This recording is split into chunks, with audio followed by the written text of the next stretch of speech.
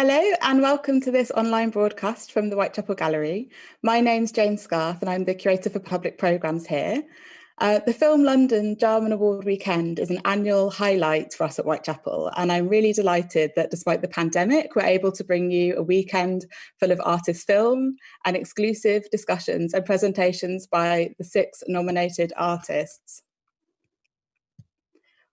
If you're watching directly on YouTube, please make sure that you head over to the Whitechapel Gallery's website to access the event homepage, which is hosting the touring programme for 48 hours until midnight on Sunday.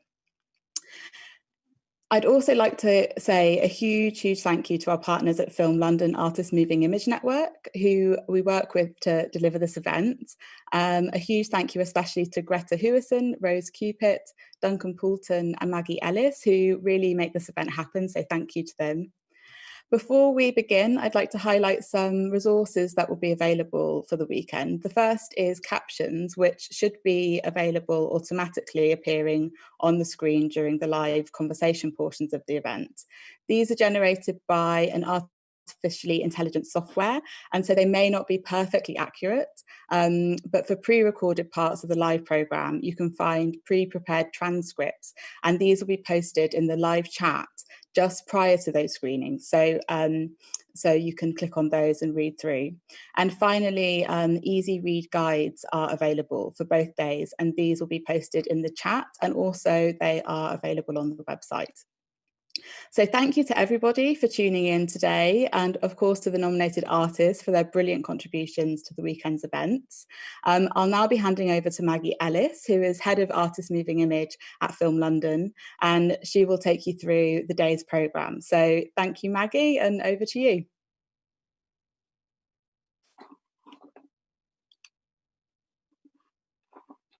Hello, am I there?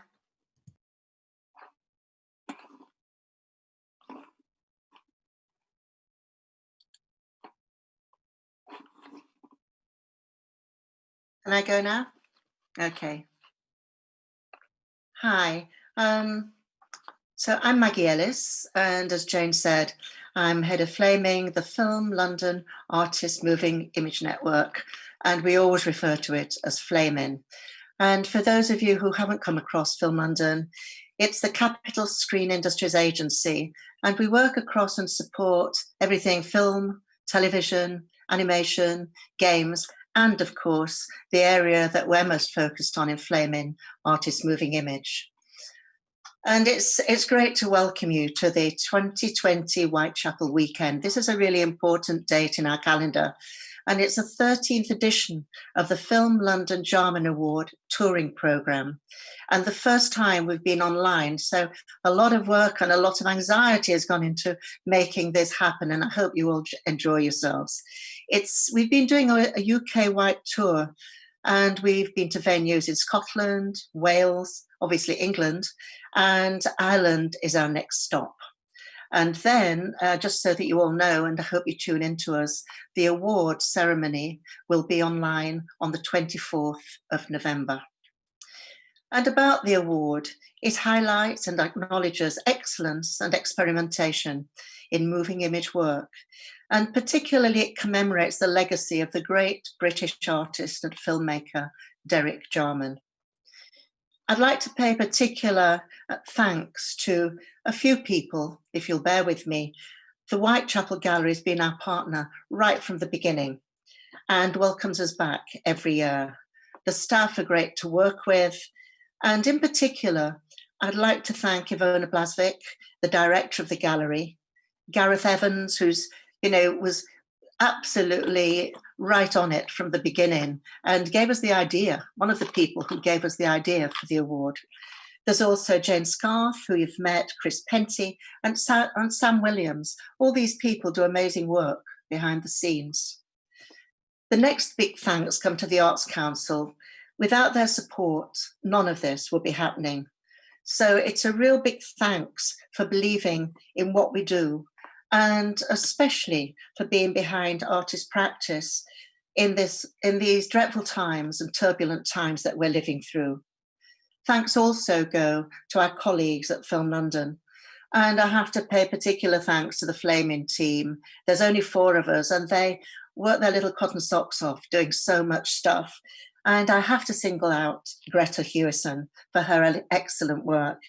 And she coordinates the Jarman activities across the year and is pretty much the glue that holds us all together.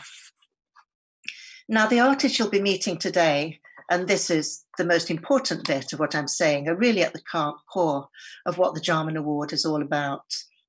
Every year, we have the privilege of working with exceptional artists and bringing the work to audiences.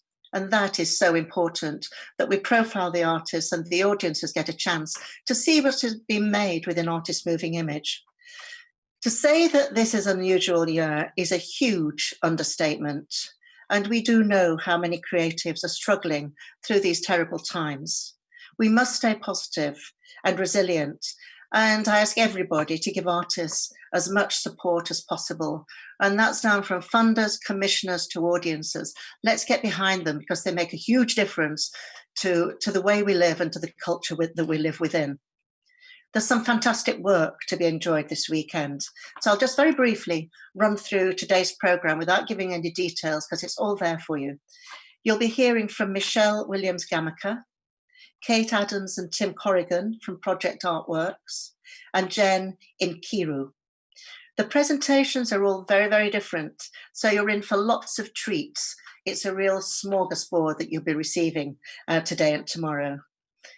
Important to remember that there will be a long break between 2 and 3:30 today. We encourage you during that time to check out the works for the touring programme. I think you'll really enjoy them. Tomorrow's programme is equally exciting, and the lineup tomorrow includes artist duo Hannah Quinlan and Rosie Hastings, Larissa Sansour and Andrea Luka Zimmerman. So, on to the first artist you'll meet today. It's Williams Gamaker, and she's talking to her collaborators for House of Women, which is a fabulous piece of work. And she's with performers Krishna, Istha, and Taranjit, Mander. And you will be able to ask questions on the chat function. So keep those questions coming in. And we really hope you enjoyed the work today. Thank you for joining us. It means a lot to us. And enjoy the weekend events. And I look forward to seeing you again tomorrow. Over to you, Michelle, and bye-bye for now.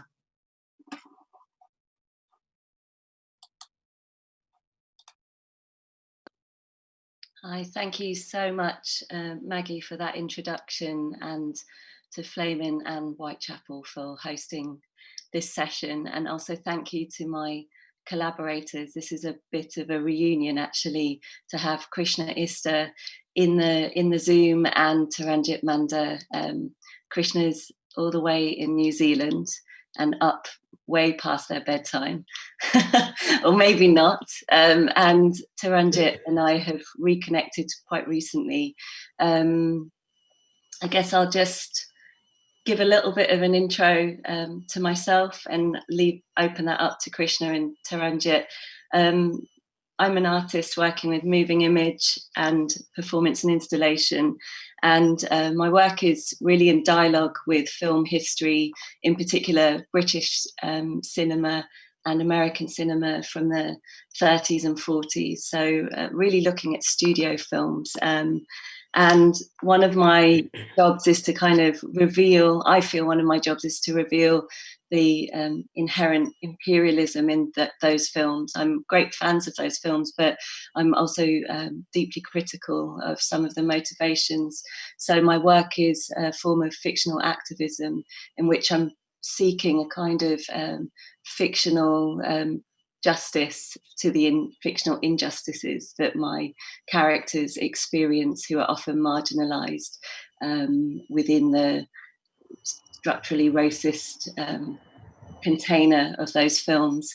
So I've been working for quite some time with Krishna Istha and also with Taranjit and Mander, and I'd like to ask you both to introduce yourselves. Maybe I'll start with Krishna. Yeah. Hi, I am Krishna Istha, and I am a live artist, a theatre maker, and a performer. I do all sorts of different things in the performance realm, usually multi-genre, transdisciplinary work that spans across theatre, opera, stand-up comedy, and performance art, and usually about gender, race, sexual identities. Thank you. And Taranjit, if you could introduce yourself. Hiya, hi everyone. So yeah, I'm Taranjit. I'm a writer and actor. At the moment, I'm working on a novel and short stories, things like that.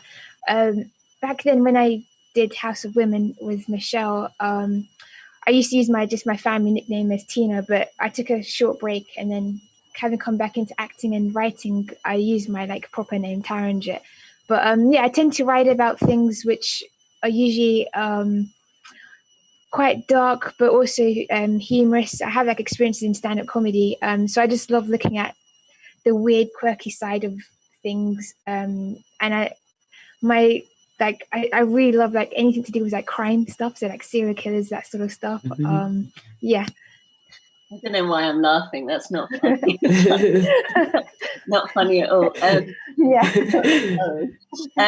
Okay, so one thing I wanted to just do is quickly frame what House of Women is to me and what it meant to work alongside you both. It's actually part of a trilogy. I didn't know that at the time when we began filming it. I was very much interested in a film from 1947 by Michael Powell and Emmerich Pressburger called Black Narcissus. It's a film that I'm undeniably obsessed with, and I think I was searching very much for a way to understand and deal with the character of Kanchi, who is an Indian dancing girl in the film, and unfortunately within the film she doesn't have a voice. She's over-sexualized, and she's also played by a white woman, Jean Simmons, who is actually an incredible actress, but to play the role she had to wear brown pan-stick makeup, have a jewel in her nose, and basically participate in a racist makeup technique to play the role. And to play that role, the casting of this could all be hearsay, but from my research, it seemed that Powell and Pressburger interviewed or auditioned over 2,000 individuals for the role. Now, that seems like a huge amount to find one person that's not brown and not able to, genuinely participate in the role without kind of mimicking something. So I was really on the hunt for a Kanchi of the 21st century, is how I would describe it, as somebody who could speak and who could just say who they were and say where they came from without needing to participate in anything artificial, essentially. So that's where the kind of essence of this trilogy called Dissolution came about, which then I continued to work with Krishna, and we shot The Fruit is There to Be Eaten in 2018 and The Eternal Return in 2019. So that gives you some context, and if you haven't seen the film, it would be wonderful if you do have a look. What I thought we'd do today is use the original scripts, so kind of traveling back in time to read out some of the lines, and then use that as a moment to kind of discuss the then and the now of our experiences. So I'm going to start with Krishna. Krishna, let's maybe start from the top of page 1. Do you want me to read the kind of cues, or should we just do the dialogue? What feels good to you? Either or. What would you rather? Maybe just for the audience, we'll do the cues just to give them frame. The full effect, yes. Yes. I should also just say that somebody who was very important to this project is Kelly Hunter, who plays the voice of the anonymous reader. She was cast for her skills as an actor, but really her voice brings a certain level of kind of British authority that I, I've got my own authority, but I mean, I just don't, it was about a very colonial, violent voice that I wanted Kelly to tap into. So I apologise in advance that I just don't wish to embody that. So I'm just going to read. So production office day. A potential Kanchi steps into the frame. The voice of the reader begins the casting session. What's your name? Krishna, Istha, but I prefer Chris. Where are you from? Tell us a little about yourself. Okay. I was born on April 1st in St. Petersburg, Florida, a lot warmer than its namesake. And no one is ever shocked that I was born on April Fool's Day. My parents are from Kerala, although I know nothing about my dad's side of the family. At the age of 3, we moved to Bangalore. School dragged on for an eternity. It was a convent where the nuns ruled the roost. Needless to say, I had to find my way out. Why are you here today? Well, I'm here in London on a 3-year study visa. I live with my mum and uncle. I'm very close to both of them. I'm here today because I love to perform. I'm currently working on a queer version of A Midsummer Night's Dream. I'll be playing Hermia. Did you know that Hermia has to make a choice? Marry Demetrius, enter a nunnery, or die? I'm not going back to the convent. Thanks, Krishna. Taranjit, maybe we'll do ours before we do your script too. A potential Kanchi steps into the frame. The voice of the reader begins the casting session. What's your name? Mander. I'm 23. I'll be 24 in May. Where are you from? Tell us a little about yourself. Well, I was born in Stevenage, Hertfordshire. My family are Punjabi Sikh from Jalandhar in the north of India. About 3 generations ago, the family dabbled in Islam, but now they're fully Sikh. I can't claim the same. I have difficulties with how individuals are segregated within the community. Why are you here today? Robert De Niro and Raging Bull. He's my all-time favourite actor. I love acting, but I was too shy to tell anyone this. I've had lots of doubts and faced family disapproval for my choices. I'd like to be as brave as De Niro when I act. Doubts? You know, that little voice saying, you're not good enough, you're not pretty enough to be an actor, stuff like that. I didn't want that voice to win. Okay, great. Thank you both. I hope that kind of brought back some good memories. Definitely. Yeah. Yeah. I don't know. I'd actually very much like to ask both of you what, I mean, this is a big question, but your experiences in general of the casting process. I think my understanding is maybe not a lived one. It's a assumption that it can be violent, and my assumption is, and tell me how you feel about this, that for the characters that I'm looking at from that period of time, for people of colour, there was really very limited, movement and space. But what's it like for you going for auditions today? Krishna, did you want to go first? Or You can go first. Go on. Yeah. I was going to say something that, like, I guess I had forgot about. Was like during, like, around the time when we did House of Women and stuff.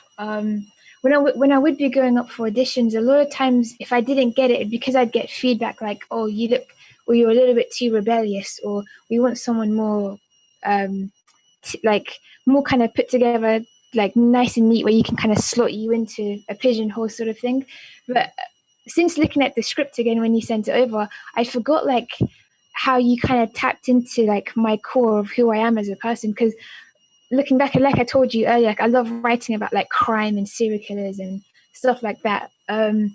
and as we we'll look at the alphabet, for example, and in the script you mentioned the film Peeping Tom, and that's like a very violent. It's a really cool film. I actually watched it when we spoke about it. But, it's so violent, and I know this is going to sound crazy, but I love it so much, and I can't change who I am, but I feel like during a lot of auditions they expect South Asian actors to not be like that, to not like boxing or like martial arts or things like that, or just violence or have rage or anger. They expect you to be more kind of more timid, maybe. That's a lot of the feedback I would get personally. Yeah. And just how you were saying that at that point there weren't that many roles for us to play. I think that's still true today, depending on where you are. It's actually not a lot of South Asian characters you see on TV. And even if there is, they fit into specific stereotypes of taxi driver or corner shop worker or whatever. And the South Asian masculinity is always sort of desexualized. And South Asian femininity or South Asian women are always exoticized. And so it's sort of, I feel like it still exists now the way it was then. Yeah. I mean, the only difference might be that they probably won't get away casting a white person to play, except maybe Scarlett Johansson, who basically plays everyone. But apart from that. Yeah. I mean, the frame for House of Women was, to kind of create a very purposefully invasive encounter. I'm really interested in casting, mainly because I think that it's in the casting room that many decisions are made. If that's like the kind of skeleton or the structure of a film. It's through who gets to play your script, and who gets to kind of breathe life into that script. So the one thing I really enjoyed, and sometimes people ask me about House of Women, is I think there's this kind of line between what they hear you saying and which is kind of like acted, but you're also being extremely kind of genuine about who you are. I often really loved, Taranjit, how you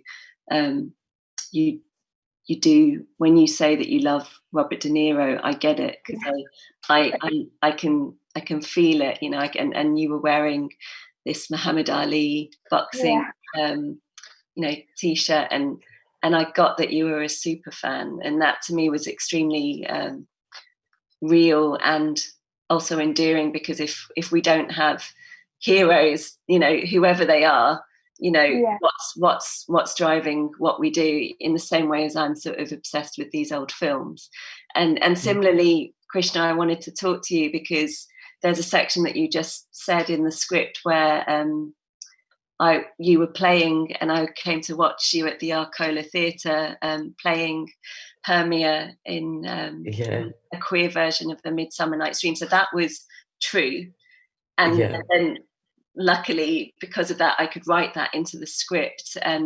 But amazingly, what was also a kind of wonderful coincidence was the character of Kanchi ends up in a convent, but you yourself, in your own life, had an experience of studying in a convent. I just want to ask you about that slippy space that my script was sort of making you enact something, but asking you to draw upon life experience. Had you ever come across a script like that, or is that?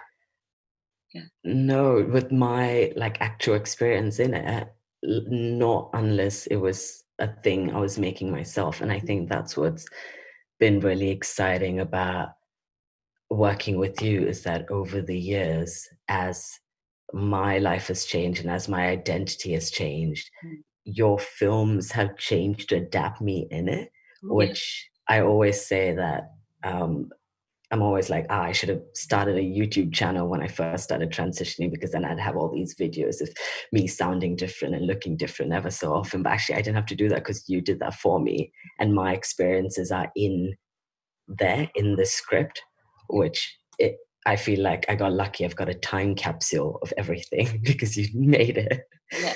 But also, I feel like the reason we very openly want to discuss our experiences and we're happy to have them in the script in this particular way, I think, is because you have a specific, like, nurturing way of doing it where it doesn't feel like, oh, I don't feel like I'm being exploited or I'm not this, because I feel like often, especially now, because people are trying to write diverse characters, they might ask people to give them their stories, but it often feels icky. But something about the way you collaborate with us doesn't feel like that. It feels like a part of us is in it as much as a part of you is in it, which is something really nice. That means a lot, because I think that partly I want to tell you both that I really did want to be an actor when I was younger, and I wanted to be, like, I'm finally admitting it, I really wanted to be famous. Whatever that means. You are famous. Yeah, I am, whatever. But the point is that I wanted, what I'm trying to explain is that I wanted to be on the screen. And I think with the kind of, with the benefit of hindsight, the reason I wanted to be on screen was because there was such a lack or a paucity of brown characters on the screen. So I was hoping in some way to get there, to be seen. It's like this is very protracted way of saying that. And I think it took me a long time to understand that the things that I was looking at on the screen were either kind of like really gross stereotypes of South Asian families or individuals, and that didn't feel like me, and nor did I have anything to really say about it, because I couldn't identify. And I think that that's sort of why I'm actually very much reliant on your stories, because I've been thinking about for quite some time that it's this docu-fictional space where the documentary of your life meets the fiction of my interests, and that they can all kind of merge together, and then you get this kind of hopefully slightly ambiguous space where I hope that the viewer isn't entirely sure what they're looking at. I'm hoping that it's not really clear whether Taranjit is a massive Robert De Niro fan or whether Taranjit's just acting it. So I like that kind of slightly uneven space. Should we maybe try the alphabets? Because I know that Taranjit, could we maybe run through? So we can talk about the alphabets afterwards, but I'll just come in from the top of page 2. Okay. So we need to get a feel for you on screen to see how the camera and you get on. Just a few things. First of all, let's warm up. Could you go through the alphabet text? Anne likes anime. Bill likes to box. Caroline is a clown. David has a drum. Edward has energy. Freddie is a fool. Grace has a garter. Henry has a hula hoop. Ian eats an ice cream. John plays judo. Kitty is kind. Lucy plays Ludo. Mary speaks Mandarin. Nancy collects nuts. Oliver strokes an owl. Peter wears a poncho. Queenie stinks in quicksand. Robert holds a rope. Simon has surgery. Tommy eats some toast. Ursula is underweight. Vera is vain. William blows a whistle. Zena's gone to Xanadu. Yolanda likes yoga. Zachary fastens a zip. Thank you, Tina. We're just going to shoot you in close up. Thanks, Taranjit. All right, Krishna, shall we go from the top of page 2? Okay, let's warm up. First of all, could you go through the alphabet? Anne is African. Bill is bisexual. Caroline is a cartographer. David is from Darjeeling. Edward is in Egypt. Freddie is female. Grace is a guy. Henry speaks Hindi. Ian is intersex. John is jaded. Kitty loves Cueto. Lucy loves Lucy. Mary is a masochist. Nancy knows Nehru. Oliver is open. Peter is pan. Queenie is questioning. Robert has rabies. Simon is Sinhalese. Tommy is Tamil. Ursula is undecided. Vera visits Venus. William is worldly. Senna dabbles in xenomancy. Yolanda says yes. Zachary is a zealot. So thinking back, I remember that two things happened. I think I remember being in my daughter's room when she was quite small and seeing a really large poster of the alphabet, and it had exactly those names, Anne and Bill and Caroline and David, all kind of pretty much quintessentially anglicised British names. And then I realised that, Anne always ate an apple and Bill always had a ball and, Caroline always had a cat. And I just, all of a sudden, it just like dawned on me just how dull it was and how kind of how much information that we have is just regurgitated and how much of our knowledge is kind of learnt by rote and I kind of understood it to be deeply colonial too, not only in the kind of enduring like force and power of English and how it kind of spreads around the world, but I just realized that I wanted somehow to break that structure and find a way to find you in the text. So Taranjit, do you remember us discussing in our rehearsals some of your interests and yeah, definitely, because basically I always wanted to know actually like how you managed to kind of like capture those like the things, even though like I've changed as a person like from back then. Yeah. When I look back at it, it's still like essentially me to the core kind of thing, like the anime, the boxing, even though I might like move away from these interests. I always seem to find myself coming back to it full circle, like back to the same things which kind of ground me. And I always like found it amazing like how you managed to find those things, like just get those little things from us. I don't know. I think I remember, to both of you, I remember just, I think Taranjit and I, we only really ever met on Skype, didn't we? Until we met on the day of the shoot. And with Krishna, we went for a coffee together.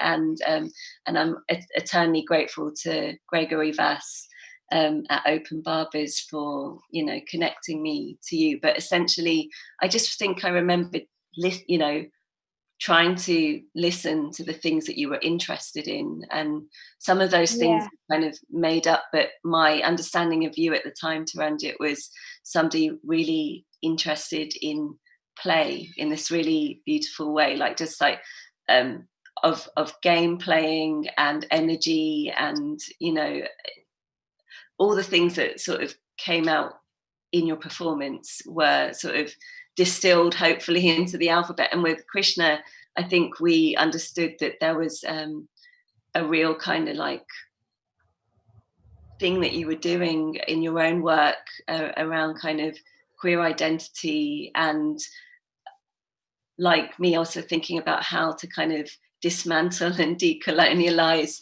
the structures of education. And so I was hoping that the alphabet would be your alphabet would be quite subversive. I wanted it to be like no other alphabet, in that I wanted it to sort of just like rip up a colonial map, and I thought, Krishna can do that.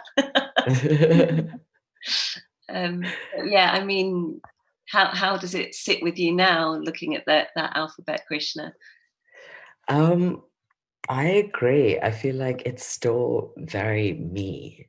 And I don't know how, I mean, because I guess people change, but also I guess you don't change that much, but it's still definitely me. Yeah, I should write And my even, I also still remember it word for word. I just read it there because I was like, I didn't want to mess it up, but sometimes it just comes to me randomly and I'll be like, just saying it out loud, which is pretty hilarious. Because when we actually shot, I couldn't remember any of it. So yeah. No, it's interesting to, you know, to see how things sit several years on and what that does to us. I mean, I think that when we shot this film, I had sort of made a decision to go more behind the camera. I'd spent a lot of time performing in front of the camera, and I just thought, actually, I want to see how you feel about this. I thought in searching for you as a Kanchi that I might be able to kind of live out some of those long lost feelings of wanting to be in front of the camera. And I think that being in front of the camera takes guts, actually, and increasingly I'm comfortable with this setup, but I feel the scrutiny of the camera, and I feel quite shy in front of it because I understand just how much it zooms in and just how much it is almost devouring your subjectivity. Like there's something about it that's very energy draining. I don't know, I mean, you might also disagree and find lots of empowerment in performing, but I just felt more, I felt at that moment it felt right to kind of let you both and Arunima Rajkumar and Jasdeep Kandola, who were the other two auditioning, take over that kind of positioning. And so that's sort of what I felt still sits with me, because I think now that's where I feel most comfortable through directing. But I also felt that this was the project that kind of tested some of that give and take in directing that's needed, you know, which is about very much collaborating. I personally feel that it's important if we're going to get to the kind of performance that I need and that you want to give. It's a conversation, right? So I'm wondering what would be good. I don't know whether we should read any more, or if you two had questions for me around bits of the process, or. I was just gonna say, like, after going through the alphabet again, the bit like when Kelly would say that, thank you, Tina, we're just gonna shoot you up in close up now. I remember at that time when it actually happened, I didn't realize it would be so like intrusive, and I guess it goes back to like what you say, like the violence of the casting process and stuff. It kind of, I think it took me off guard sort of thing. But then because we did it like a few times, you know, like or whatever, like then I guess it makes you feel kind of like, I don't know, not that powerless, but at the same time like owning who you are, because you've done the alphabet and they have like nuggets of who I am, like, and who, like, you know, who you are and everything. I don't know, just like I really like, we're watching it back as well. I think it's so effective that the order that you did it in, like the alphabet, and then you zoom into like the actors, and then go on to doing the rest of the scene and everything. I don't know, did you have like, I guess, did you have like an idea? Was it hard for you to kind of order all of it, or were you trying to like kind of get like, kind of strip away the layers each time as you was getting to know us, kind of thing, for House of Women? I don't know if that made any sense. Yeah, it does. I think I understood that this is, I have to admit that when I said that over 2,000 women auditioned for the role of Kanchi, that's a little nugget from a website called Wikipedia. I can't classic.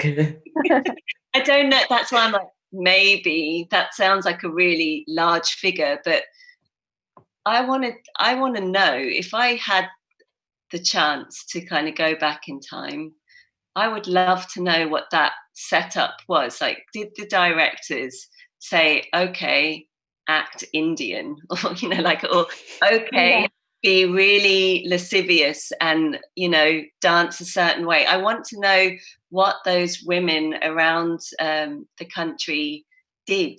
And you know, Jean Simmons in 1946 had, I hope I'm going to answer your question in a minute, Taranjit, but Jean Simmons had just done Great Expectations, which was quite a blockbuster of its time in 1946. So she was, you know, a bit like the Scarlett Johansson of her day.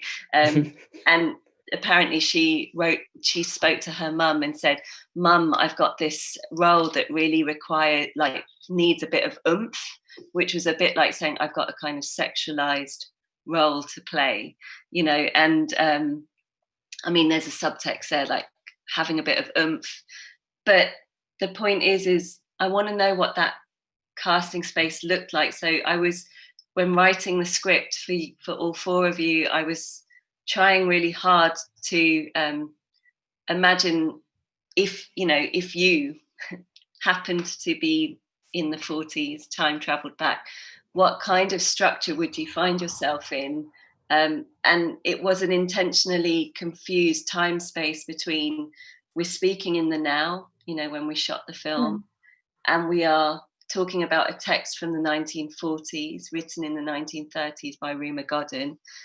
So there's a dialogue that's archaic in a way. How does that sit with your bodies today? I knew there'd be a clash, and I just wanted to, I think I projected the kind of like violent mechanism of that situation. Even if you're, you know, it's not even about race politics here. I think going for an audition where you've got a crew and a camera staring down at you, you know, there's there's a little bit of intimidation, if not a lot. So I wanted to kind of ramp up the drama and the kind of props that make it structurally intimidating. So saying that we'd shoot you in close up and really scanning you and making sure that the lights worked around, and there's moments where I can see you blinking and I felt awful, actually. It was like a kind of there's a kind of and that's where the script talks about Michael Powell's Peeping Tom, because that is incredibly meta in revealing how the camera is the weapon and how the subject of the camera is actually being hunted, or that there's this predatory mode. And I think in later films in the Dissolution trilogy, I tried to account for the kind of the gaze of that by acknowledging my own presence in the film, by positioning me as a witness and part of the kind of problem. So I sort of, I'm aware that as soon as you do become the filmmaker, you kind of bring with you all this history of cameras and violence, and that's kind of part of that. I think that was part of my writing for it, Taranjit. I don't know if it answers your question, but yeah, definitely, that makes sense. Yeah. Was it intentional that you didn't really we didn't really audition to be in Casting Kanchi, and the film itself was the process of it, but we were already in it then? Yeah, so this was a good point. You know what? Yeah, the idea of an audition is, deeply competitive, and the idea is that I always knew that you were all in it, and that I always wanted to just record that process, warts and all. So if you fluffed a line, if you felt nervous, I remember Jasdeep Kandola, the microphone was quite closely by their heart, and at some points I think you can hear Jasdeep's heartbeat, because it's nerve-wracking, you know, and Jasdeep wasn't an actor, and I felt like this twinge of guilt, because there is like a aliveness to the performances that, you know, it's really real, it's really happening, but yes, you were all in it and not meant to be the winners. You know, my reasoning for continuing with Krishna was I understood that you were transitioning, and actually that suited my need to work with what I call a mutable protagonist, somebody who won't be pinned down by gender, won't be pinned down by, you know, so there was a kind of calling to this kind of flexible, slippy identity that didn't want to be what anybody wanted. You know, that's what so yeah, the whole point of the joy of working in 16mm film and working with the audition meant that everything you did was right, you know, even if you fluffed a line, because that's the nature of an audition. And even if, you know, not one of you were, but if one of you happened to be bad, that would have also have been okay, you know. It was just like, it was as generous as it could be, but then it also was tense, you know. So there's some questions for us, actually. Should we open it up to everybody? It would be good. Somebody has said, do you have any plans to work together again in the future? Yes. But I don't. I think I'd be very interested in working with Taranjit, maybe potentially on some of your short story writing. Would be. Yeah, we need to talk, don't we? I think. Yeah, definitely would love to. Yeah, 100%. I mean, everything in terms of my making processes is about making sure there's just long-term collaborations, because we're all growing. I'm growing as a filmmaker, an individual, and the same with my work with Krishna. I've got a character in mind from. This is the first you've heard of this, Krishna. There's some. I'm already into it. I'm here for it. Working with my daughter Julia, who hopefully is listening downstairs, and she already asked for a producer credit and or concept credit, but we're both very interested in the 1940 Thief of Baghdad film, which Sabu is in. But there's a character played by Mary Morris called the Silver Maid, who is this kind of incredible mechanical toy that comes back to life and murders the Sultan of Baghdad. So exciting. So maybe, just maybe, there's a script there. And with Taranjit, if you want to just say a little bit about the short story that you shared, I'd be very interested to talk to you about that down the line. But. Sure. So I shared like a short story with Michelle called Nesting. It's part of a collection called Life with Her is Weird. And they're just a series of like short stories about women who are like weirdos. Just in Nesting, basically this girl is kind of jealous that her mom's pregnant. It's going to be the first boy in the family. So she kind of like is upset about that, because like traditionally boys are like doted on and everything like that. And then she gets head lice, she doesn't tell anyone, and they kind of like take over her mind in a way. She kind of like she calls them for like her family, and she kind of turns evil with head lice, basically. A little bit crazy, I guess. That sounds good. I don't know how we're gonna stage that.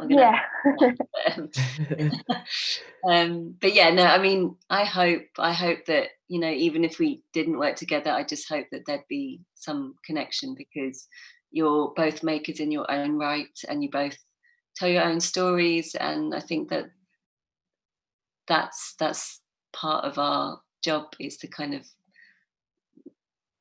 you know, be kind of allies in as makers, and, you know, and mentors to one another to some extent, whilst we situate what we do, and without apology, but just making our work. But it's really nice to have a kind of critical ear out there of someone that might share some of the lived experiences of making. So that's sort of I've always got a film or two up my sleeve. It's just about the funds, right? It's not no, it's never easy. It's never easy, as Maggie was saying. So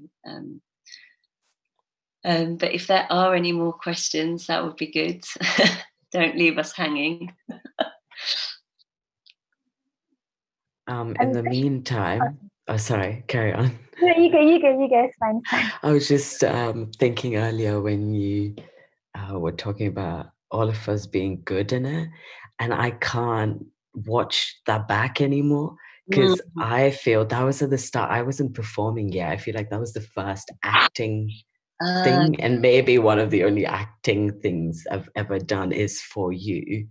And I feel like I can't watch it back because I sound different, I look different, and it's something about it is just, I think it's terrible. Not the film itself, but me in it. But at the same time, it's also exciting to watch it back because it's just so different from who I am now, just in terms of what you see at face value.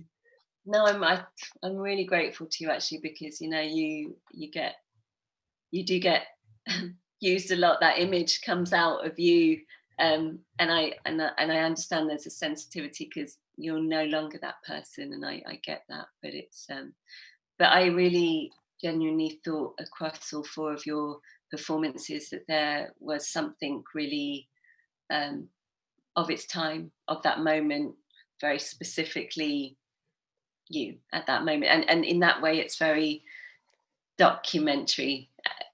That's the documentary element that we managed to document. I think, Taranjit, you were 23 at the time. Yeah, that's right. Yeah. How old were you at the time? I was 20. Yeah, you see. Oh, there's another 20. I mean, of course you're no longer that person. It's thanks for, on one level it's hang on, there's another question. Are there other studio films that you'd like to deconstruct in this way in terms of race and gender? It's a very powerful method.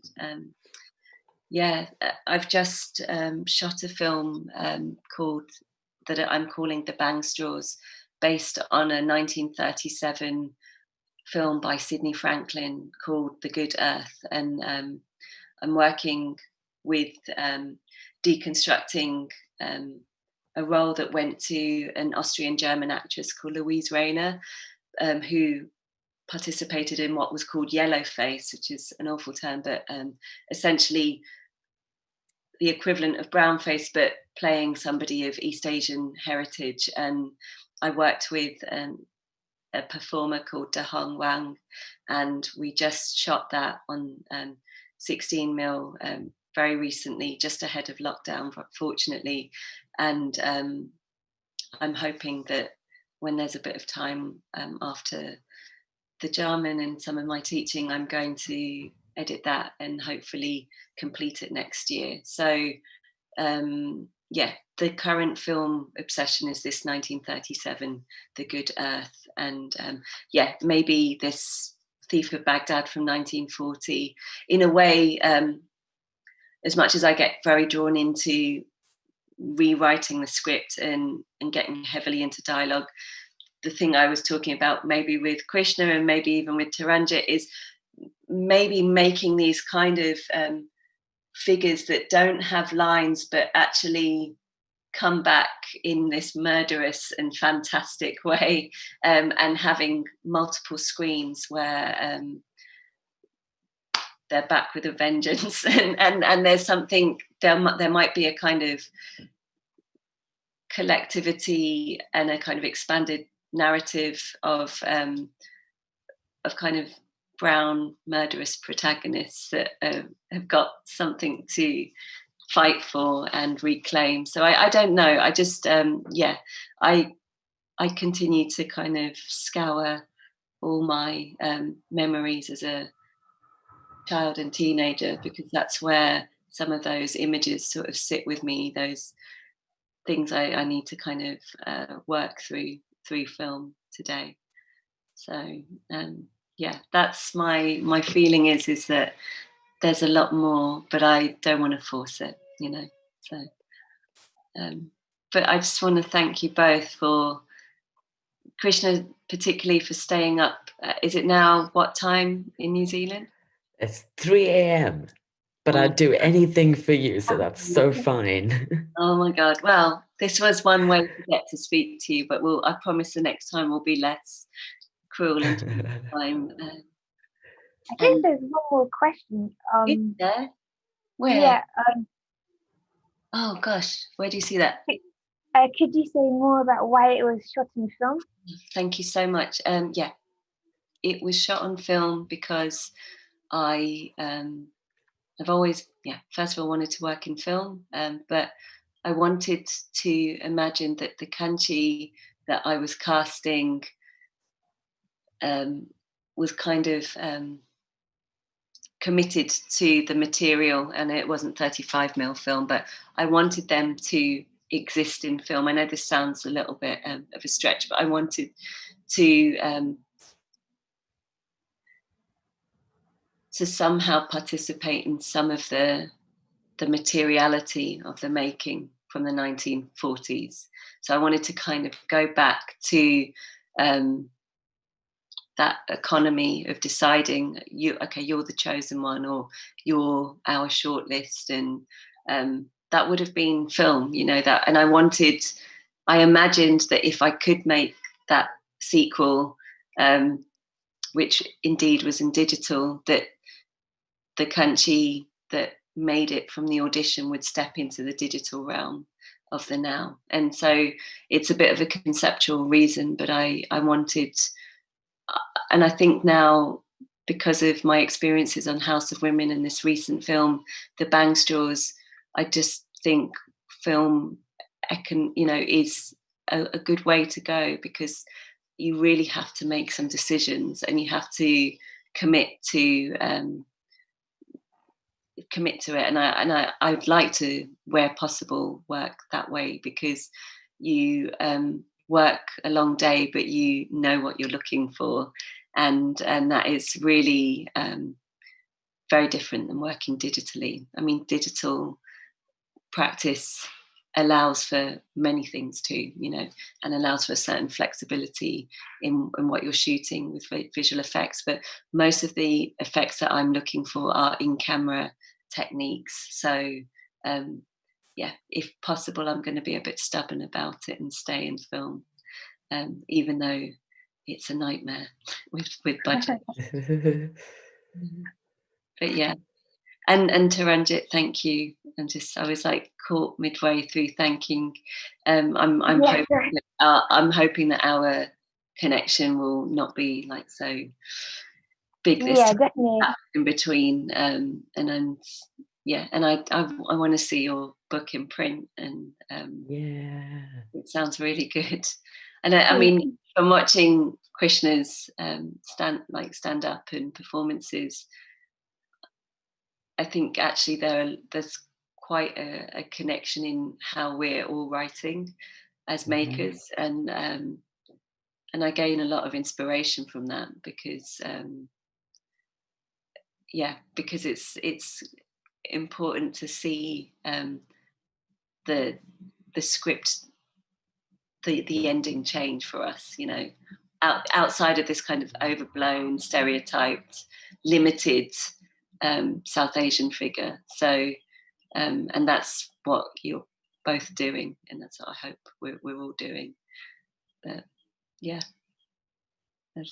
Thanks, Michelle, for having us and chatting to us after 6 years. Thank you so much.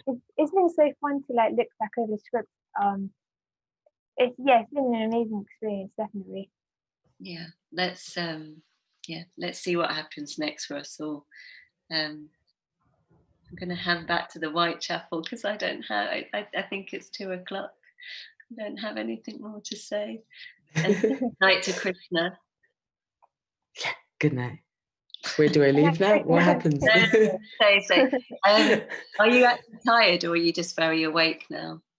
I'm awake because I've had my flask of tea all along, and now I've had like 4 cups of tea, but I'm sure the minute I lie down, I'll be gone. So that's good. Yeah. Give my love to Rent. Hopefully. Oh, I will. Wake them Please give the 2 little kids hugs from me. up. Okay, so goodbye. Thanks, everyone. Bye, everyone. Thank you. Bye. And yeah, watch our film if you can. That would be great. Bye. Bye.